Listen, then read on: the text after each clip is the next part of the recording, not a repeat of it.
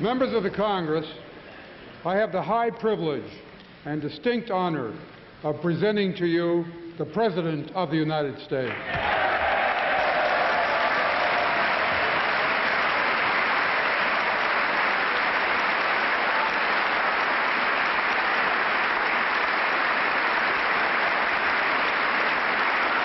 Mr. Speaker.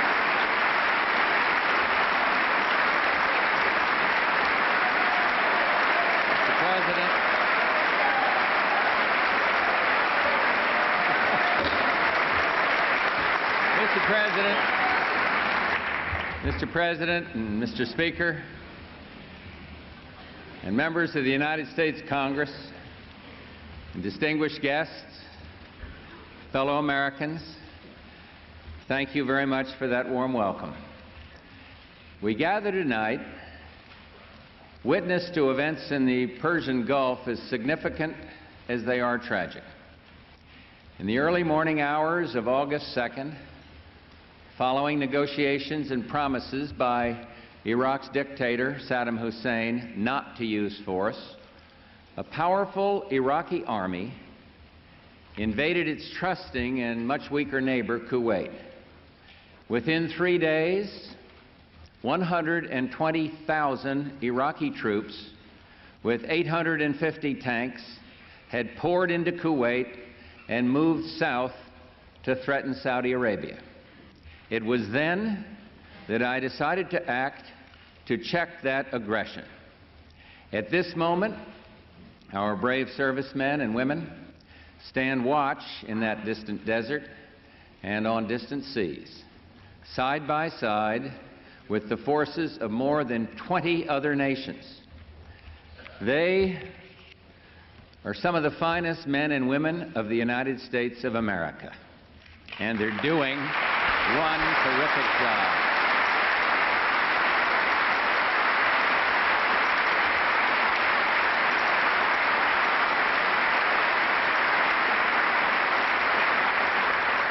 These valiant Americans were ready at a moment's notice to leave their spouses and their children to serve on the front line halfway around the world. And they remind us who keeps America strong? They do. And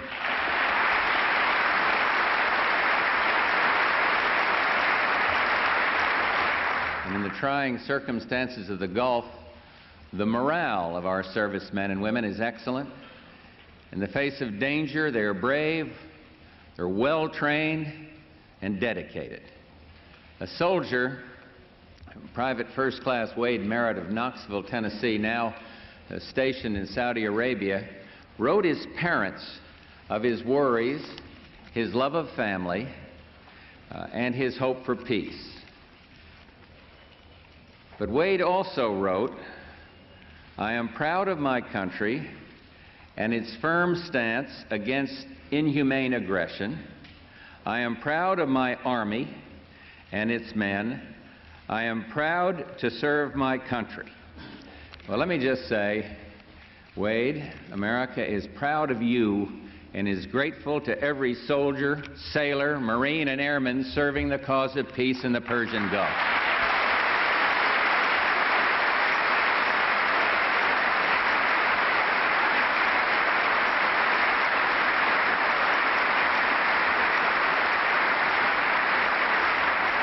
I also want to thank the chairman of the Joint Chiefs of Staff, General Powell, the chiefs here tonight, our commander in the Persian Gulf, General Schwarzkopf, and the men and women of the Department of Defense. What a magnificent job you all are doing, and thank you very, very much from a grateful country.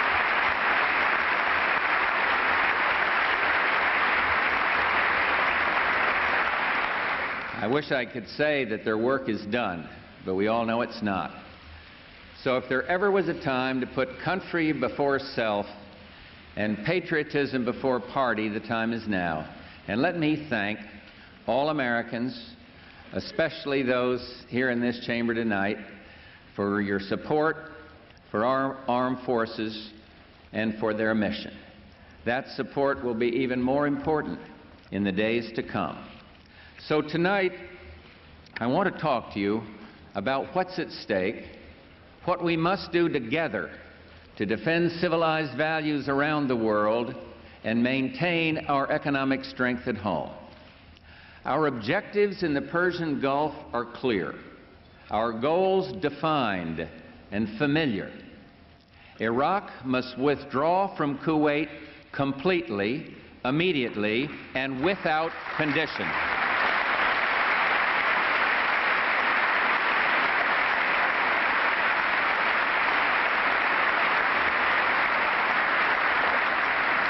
Kuwait's legitimate government must be restored. The security and stability of the Persian Gulf must be assured, and American citizens abroad must be protected.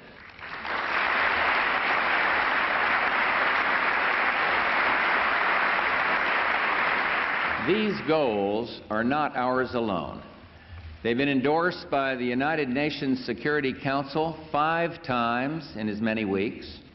Most countries share our concern for principle, and many have a stake in the stability of the Persian Gulf. This is not, as Saddam Hussein would have it, the United States against Iraq. It is Iraq against the world. And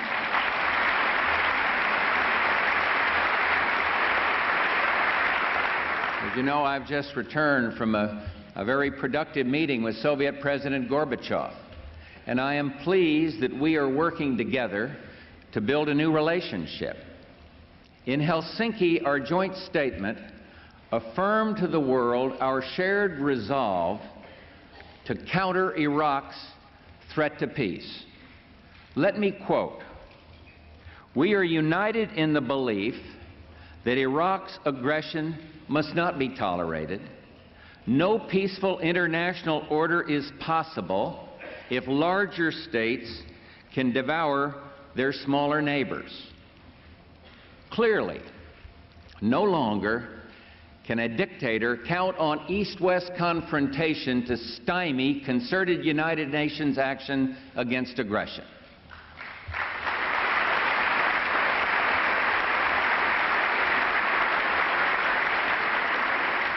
A new partnership of nations has begun, and we stand today at a unique and extraordinary moment.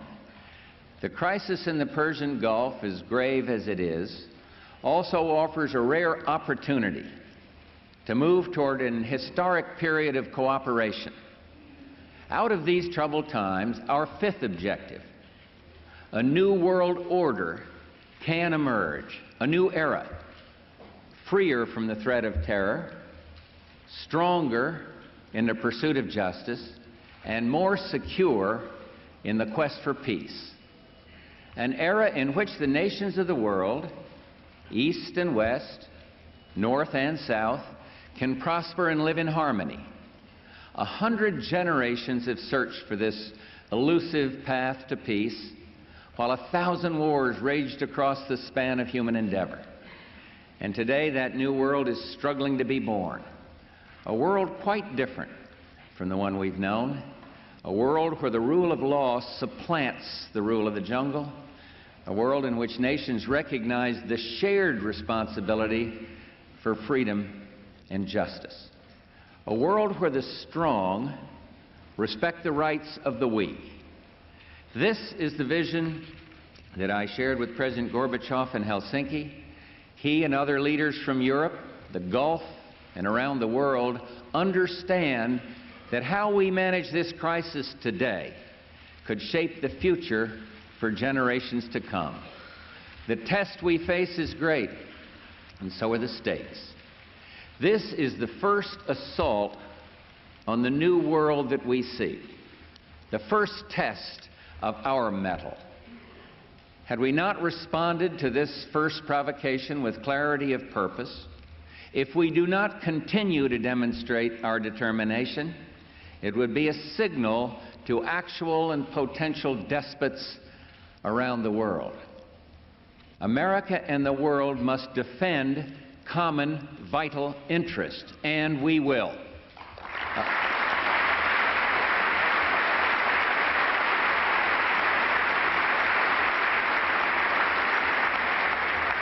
America and the world must support the rule of law, and we will.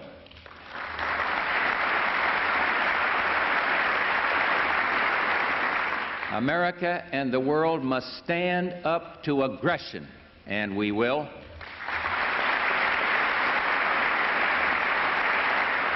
And one thing more, in the pursuit of these goals, America will not be intimidated.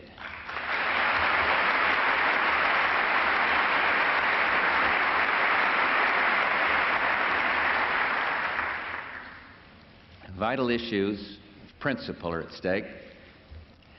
Saddam Hussein is literally trying to wipe a country off the face of the earth. We do not exaggerate, nor do we exaggerate when we say Saddam Hussein will fail. Vital economic interests are at risk as well. Iraq itself controls some 10% of the world's proven oil reserves. Iraq plus Kuwait controls twice that. And Iraq, permitted to swallow Kuwait, would have the economic and military power, as well as the arrogance, to intimidate and coerce its neighbors, neighbors who control the lion's share of the world's remaining oil reserves. We cannot permit a resource so vital to be dominated by one so ruthless, and we won't.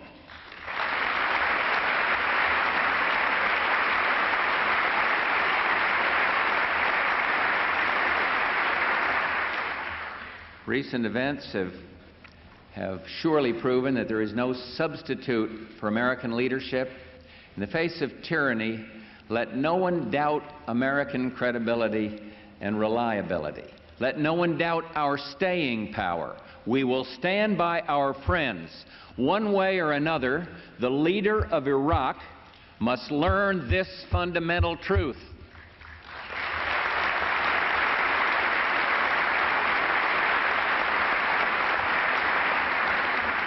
From the outset, acting hand in hand with others, we've sought to fashion the broadest possible international response to Iraq's aggression. The level of world cooperation and condemnation of Iraq is unprecedented. Armed forces from countries spanning 4 continents are there at the request of King Fahd of Saudi Arabia to deter and, if need be, to defend against attack. Muslims and non-Muslims, Arabs and non-Arabs, soldiers from many nations stand shoulder to shoulder, resolute against Saddam Hussein's ambitions. And we can now point to 5 United Nations Security Council resolutions that condemn Iraq's aggression. They call for Iraq's immediate and unconditional withdrawal, the restoration of Kuwait's legitimate government, and categorically reject Iraq's cynical and self-serving attempt to annex Kuwait.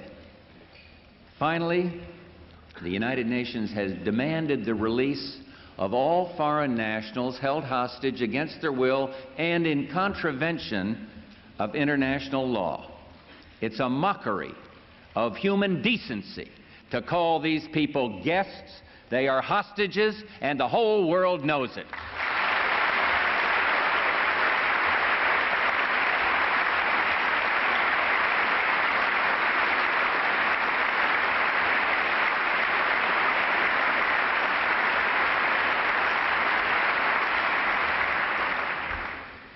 Prime Minister Margaret Thatcher, our dependable ally, said it all.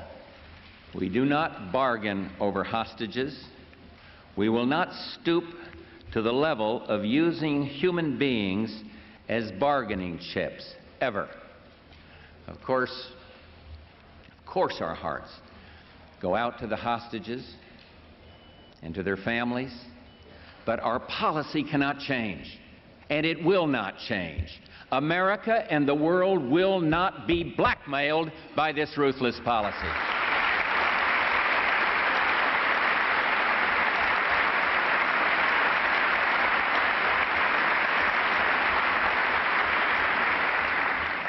We're now in sight of a United Nations that performs as envisioned by its founders.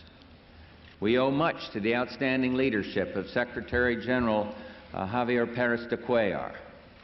The United Nations is backing up its words with action. The Security Council has imposed mandatory economic sanctions on Iraq, designed to force Iraq to relinquish the spoils of its illegal conquest. The Security Council has also taken the decisive step of authorizing the use of all means necessary to ensure compliance with these sanctions. Together with our friends and allies, ships of the United States Navy are today patrolling Mideast waters, and they've already intercepted more than 700 ships to enforce the sanctions. 3 regional leaders I spoke with just yesterday told me that these sanctions are working. Iraq is feeling the heat. We continue to hope that Iraq's leaders will recalculate just what their aggression has cost them. They are cut off from world trade, unable to sell their oil, and only a tiny fraction of goods gets through. The communique with President Gorbachev made mention of what happens when the embargo is so effective that children of Iraq literally need milk, or the sick truly need medicine. Then, under strict international supervision that guarantees the proper destination, then food will be permitted. At home, the material cost of our leadership can be steep. And that's why Secretary of State Baker and Treasury Secretary Brady have met with many world leaders to underscore that the burden of this collective effort must be shared, and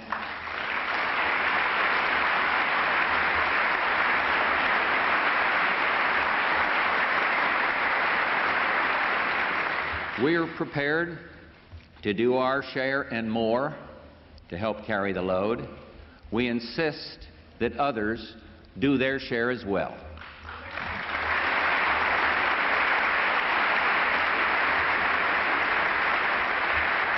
The response of most of our friends and allies has been good. To help defray costs, the leaders of Saudi Arabia, Kuwait, and the UAE, the United Arab Emirates, have pledged to provide our deployed troops with all the food and fuel they need. And generous assistance will also be provided to stalwart frontline nations such as Turkey and Egypt. And I'm also heartened to report that this international response extends to the neediest victims of this conflict, those refugees. For our part, we've contributed $28 million for relief efforts, and this is but a portion of what is needed. I commend in particular Saudi Arabia, Japan, and several European nations who have joined us in this purely humanitarian effort. There's an energy-related cost to be borne as well. Oil-producing nations are already replacing lost Iraqi and Kuwaiti output. More than half of what was lost has been made up, and we're getting superb cooperation. If producers, including the United States, continue steps to expand oil and gas production, we can stabilize prices and guarantee against hardship. Additionally, we and several of our allies always have the option to extract oil from our strategic petroleum reserves if conditions warrant. As I've pointed out before, conservation efforts are essential to keep our energy needs as low as possible.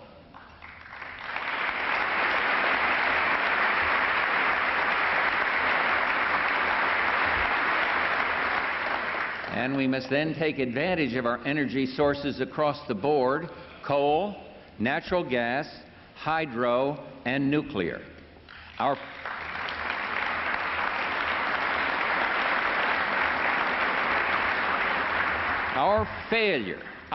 failure to do these things has made us more dependent on foreign oil than ever before. And finally, let no one even contemplate profiteering from this crisis. We will not have it.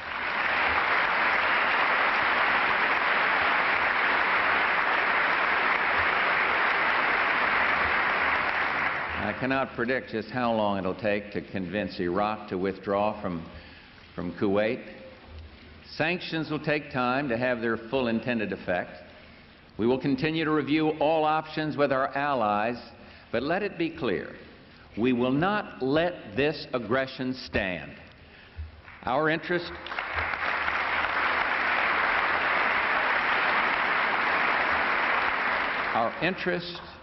our involvement in the Gulf is not transitory. It predated Saddam Hussein's aggression and will survive it. Long after all our troops come home, and we all hope it's soon, very soon, there will be a lasting role for the United States in assisting the nations of the Persian Gulf. Our role then, to deter future aggression. Our role is to help our friends in their own self-defense, and something else, to curb the proliferation of chemical, biological, ballistic missile, and above all, nuclear technologies.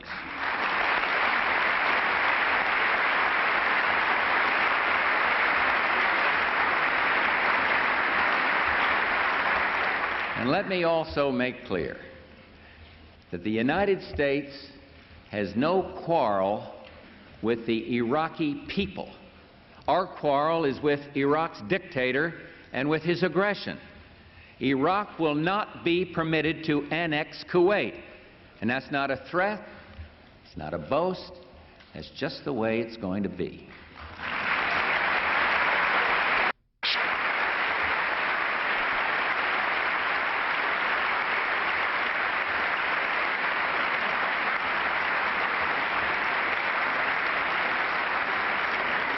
Our ability to function effectively as a great power abroad depends on how we conduct ourselves at home. Our economy, our armed forces, our energy dependence, and our cohesion all determine whether we can help our friends and stand up to our foes. For America to lead, America must remain strong and vital. Our world leadership and domestic strength are mutual and reinforcing. A woven piece, strongly bound as old glory.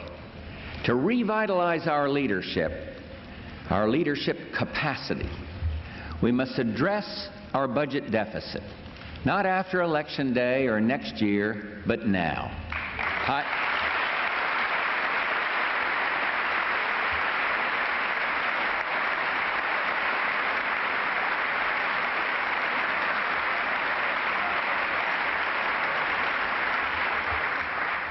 Higher oil prices slow our growth, and higher defense costs would only make our fiscal deficit problem worse.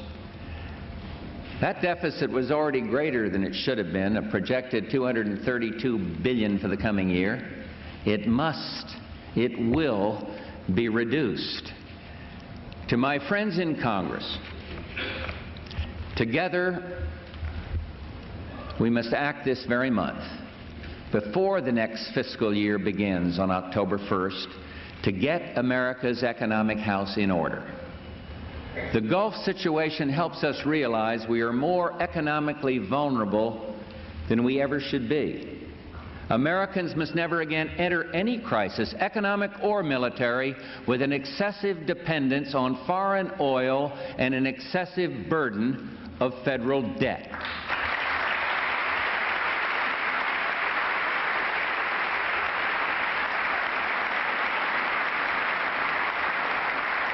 Most Americans are sick and tired of endless battles in the Congress and between the branches over budget matters.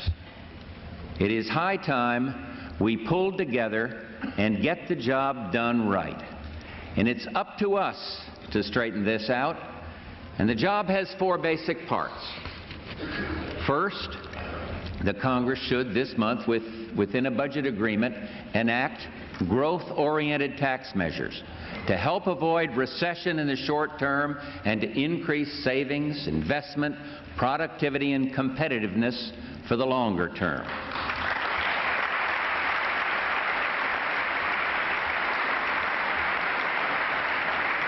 These measures include extending incentives for research and experimentation, expanding the use of IRAs for new homeowners, establishing tax-deferred family savings account, creating incentives for the creation of enterprise zones and initiatives to encourage more domestic drilling, and yes, reducing the tax rate on capital gains.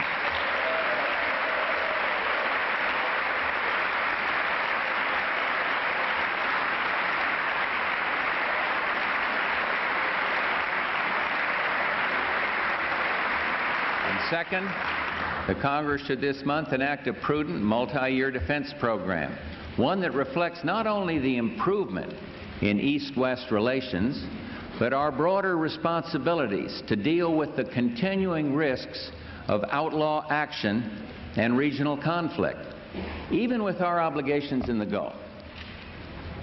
A sound defense budget can have some reduction in real terms, and we are prepared to accept that.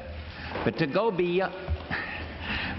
beyond such levels, where cutting defense would threaten our vital margin of safety, is something I will never accept.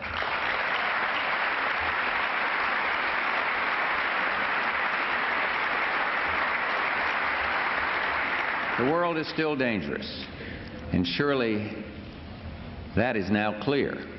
Stability is not secure. American interests are far-reaching. Interdependence has increased. The consequences of regional instability can be global. This is no time to risk America's capacity to protect her vital interests. And third, the Congress should this month enact measures to increase domestic energy production and energy conservation in order to reduce dependence on foreign oil.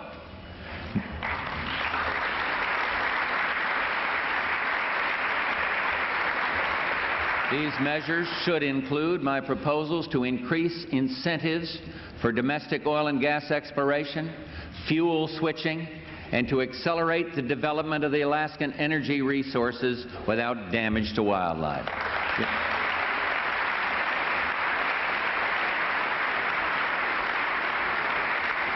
As you know, when the oil embargo was imposed in the early 1970s, the United States imported almost 6 million barrels of oil a day. This year, before the Iraqi invasion, U.S. imports had risen to nearly 8 million barrels per day. And we'd moved in the wrong direction. And now we must act to correct that trend. And fourth, the Congress should this month enact a 5-year program to reduce the projected debt and deficits by $500 billion. That's by $500 billion. And if, with the Congress, we can develop a satisfactory program by the end of the month, we can avoid the acts of sequester, deep, across-the-board cuts that would threaten our military capacity and risk substantial domestic disruption.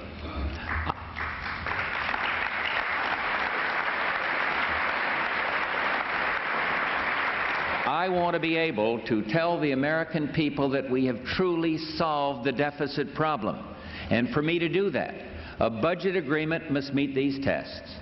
It must include the measures I've recommended to increase economic growth and reduce dependence on foreign oil. It must be fair. All should contribute, but the burden should not be excessive for any one group or programs or people. It must address the growth of government's hidden liabilities. It must reform the budget process, and further, it must be real.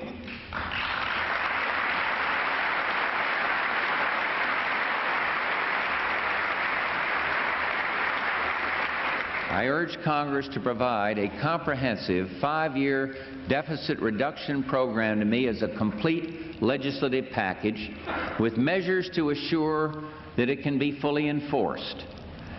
America is tired of phony deficit reduction or promise now, save later plans.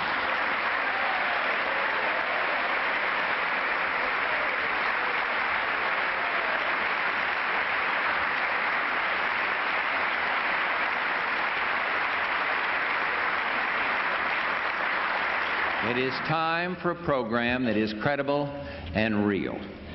And finally, to the extent that the deficit reduction program includes new revenue measures, it must avoid any measure that would threaten economic growth or turn us back towards the days of punishing income tax rates. And that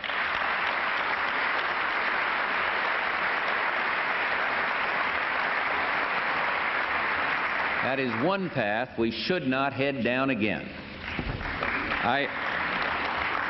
I have been pleased with recent progress, although it's not always seemed so smooth. But now it's time to produce. And I hope we can work out a responsible plan.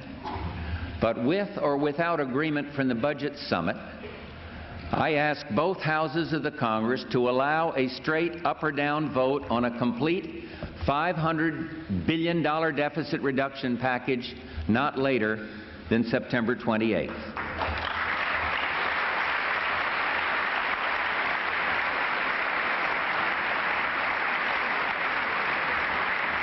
And if the Congress cannot get me a budget, then Americans will have to face a tough mandated sequester. I'm hopeful, in fact, I'm confident that the Congress will do what it should, and I can assure you that we in the executive branch will do our part. In the final analysis, our ability to meet our responsibilities abroad depends upon political will and consensus at home. It's never easy in democracies, where we govern only with the consent of the governed. And although free people in a free society are bound to have their differences, Americans traditionally come together in times of adversity and challenge. Once again, Americans have stepped forward to share a tearful goodbye with their families before leaving for a strange and distant shore. At this very moment, they serve together with Arabs, Europeans, Asians, and Africans in defense of principle and the dream of a new world order. And that's why they sweat and toil in the sand and the heat and the sun. And if they can come together under such adversity, if old adversaries like the Soviet Union and the United States can work in common cause, then surely we, who were so fortunate to be in this great chamber, Democrats, Republicans, liberals, conservatives, can come together to fulfill our responsibilities here. Thank you. Good night, and God bless the United States of America.